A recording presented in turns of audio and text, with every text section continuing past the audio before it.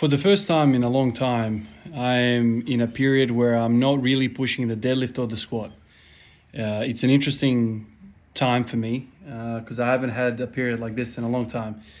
I just came off a 30-day or 31 days worth of hardcore squatting, hitting a max of 200 kilos every single day in that period. So that was a lot of squatting. In that period, I didn't do much else other than that. Towards the end, I started messing around with barbell rows, which is basically what saw the end of the squatting period. I just ran out of recovery points, ran out of energy, and really started taxing the hell out of me, and that was kind of the end of that.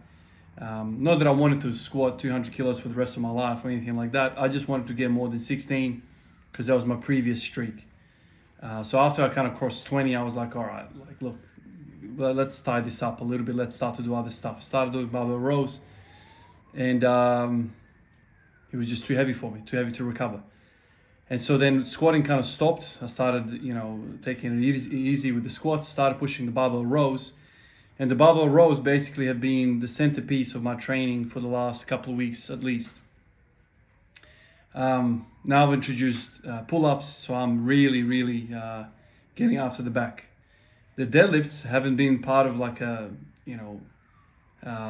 part of my mentality, part of hard training for a long time. Like the start of the year, for the first 3 months, I probably deadlifted twice, maybe 3 times, just working out to a single, nothing crazy. The start of this year was all about reps, doing push-ups, pull-ups, dips, and bodyweight squats. And then I kind of transitioned into some jumping. That led me to feeling really nice, started squatting the heavy weights again. And here I am now, basically end of April, and I haven't really done any deadlifting. Today I started kind of messing around with it. Last week or so, maybe I haven't spoken about this much, but I've been messing around with my hook grip. A lot of you guys have asked me, why don't I hook grip? Hook grip is something that I liked. Frankly, I loved it before I got the barbell that I'm using now. This power bar, man, from Ohio, it's brutal. And it basically smashes the hell out of your hands. And so around the time that I got this barbell, probably going back 5 years or something like this, was the time I stopped doing hook grip. I found that I had broken skin, not just on my thumb, but I had broken skin all the way through my hands. And having broken hands, broken skin, and going to a nursing gig is not the best idea. You have to wash your hands a million times. You have to put alcohol gel a million times throughout a shift. You're dealing with people with HIV. You're dealing with people with all sorts of things. And so having broken hands, having exposed, hands is not the greatest idea. So that's kind of the rationale behind me stopping the hook grip. I liked it. I had a barbell. So I've got 2 barbells now. I've got a beater bar, which is like a 32 miller. I've got this Ohio power bar, which is a 28 miller. Then I had another one, which was also a 28 miller, but it was very smooth. I gave that one to my brother, probably the same time I got my power bar. But that bar was really cool because it was really smooth. It was thin, like a 28 mil, and I could really just get my hook grip, and that was it. Like it didn't, shred my hands. As funny as that sounds, like with hook grip, I don't really need that much knurling. I don't. Like I just grab my thumb, and that's all the knurling I need in a way. So when you have knurling on a bar and you're trying to hook grip, absolutely destroys your fingers. Because the moment that bar starts to roll the slightest bit, it's literally like sticking your hand in a freaking meat grinder. Like it just starts to shred it.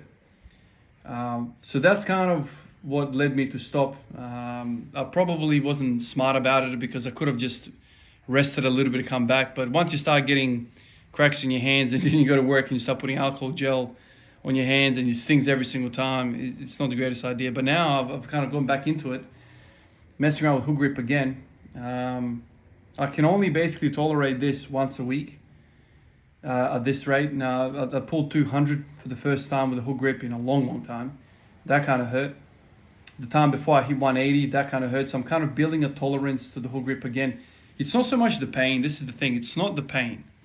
Once you get used to the hook grip, probably takes, now it basically takes me 2-3 weeks to kind of get used to it again. But the first time you start doing it, you're like, there's no way in hell I can do this. I remember those thoughts. I remember thinking to myself, this is killing me. How can people do this? But I remember the thought that made me continue with it. And that was like, there's freaking 14-year-old girls out there who are deadlifting bigger weights than me, who are snatching, who are clean and jerking with a hook grip. What's my excuse? Push on. And I did push on, and about, I think, by the time it got to like 12 weeks or something like that, essentially my hook grip got to a point where I could have rack pulled any weight I could have lifted. That's how confident I was with the hook grip. So there's two folds. It's not the pain that I'm worried about. The pain will kind of subside in a few weeks. That's fine. It's the skin breaking. The skin breaking is the trouble.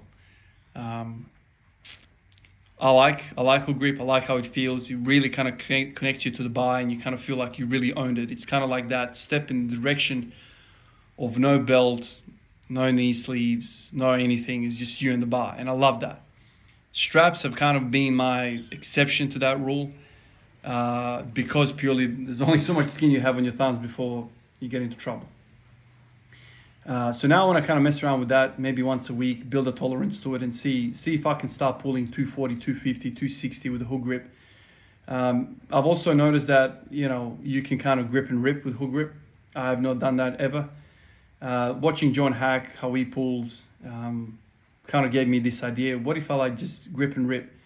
Not the same way he does, because he does over under, but it'll be interesting to kind of compare my slow freaking setup with the straps, where I come in, pull the bar on my knees and all that sort of stuff. That gives me confidence. That gives me a connection to my glutes. It gives me a connection to my back, that initial kind of knee pull. That kind of is great for those reasons. But I wonder whether, going into a lift fully fresh, just grip and rip, just set your lats and just rip it, whether, that has different benefits. So I'm keen to kind of try that, and this is why I'm kind of building up the hook grip again. I'm doing a lot of rowing. I'll be doing a lot of doing chin-ups and pull-ups. So my grip is getting, plenty of work. So it's like, part of hook grip is grip strength. You need to hold onto the bar, onto your thumb, but it's also the skin conditioning. And so I thought it was a good idea, since I'm not doing a lot of squatting, I'm not doing a lot of deadlifting, start working on, barbell rowing, start working with, a bit of hook grip, things that I don't usually have time to work on when I'm really pushing the squat or the deadlift. So this is kind of where I'm at right now.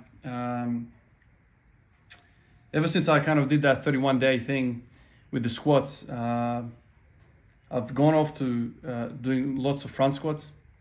And front squats mixed in with barbell rows are killing me. The funniest thing about all of this is that, I've said this many times, the best upper back exercise, best trap exercise, best spine exercise period for me is front squats. So when you do that and you mix it up with barbell rows, you have yourself a recipe for ultimate fatigue. And so these front squats that I'm doing now, like every single day, are feeling so heavy. Like 100 feels heavy, 120 feels heavy, 140 feels really, really heavy. Really heavy. So these barbell rows, man, not only did they stop the streak, the back squat streak, but they're also making front squats feel really, really hard. Obviously, I'm pushing barbell rows as hard as I can. So a lot of my recovery points are going into that. You don't have to do that if you're going to do rowing. But it just goes to show you can make any lift pretty much. You can make any lift really spend you if you just really go hammer and tongs at it. And that's what I find with barbell rows. Like barbell rows, I've gone up to 100 kilos today. Yes, it is too heavy for me, and I feel like it's too heavy for me. But I'm not kidding you when I say 100 kilos, as bad as those reps look, do more for my back than 80 kilos. Right now, I'm sitting talking to you guys, and I literally feel my traps.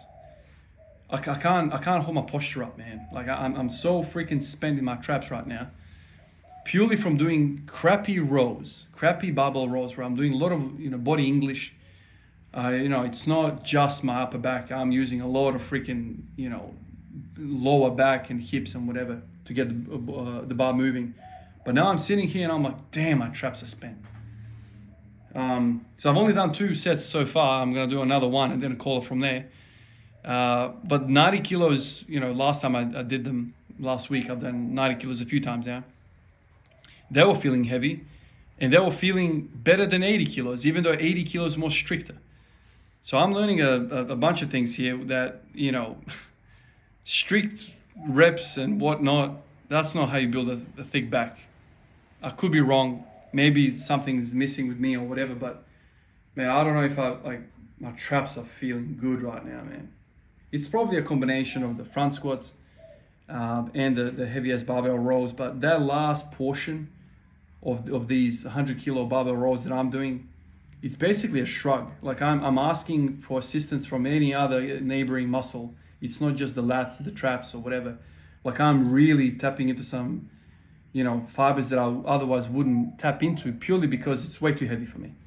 And so when you're heaving weight around, you're basically using your damn great toe to move it. You're using your damn ears, your facial expression. You're using everything you got to get it going. And sometimes that's what you need to hit different fibers. It's kind of like pin squats, man. Like, in a way, I know it's kind of hard to kind of make a connection there, but pin squats, dude, like man, you're using everything, man. Like I told you, I had a cramp in my lat doing a pin squat once. How do you work that out? What's the lat got to do with anything in a squat? When you're wrestling a damn bear, you are using everything because it's a damn bear. But when you're wrestling a freaking household cat, you can kill that thing and just use one fiber to do it, right? So it's just intensity, load. This is where you start manipulating things, right? So, people often talk about frequency, volume, and intensity are the parameters. Dude, sometimes just use the parameter of range of motion. Cut that thing in thirds if you want, and overload that intensity like crazy, like a pin squat. Changes it up, man. There's things to be gained there. I'm a firm believer of that. Anyway, let me get back to the bar, try and pull 100 for another 10 reps, and heave that thing up. Appreciate you guys. I'll catch you in the next one. Peace out.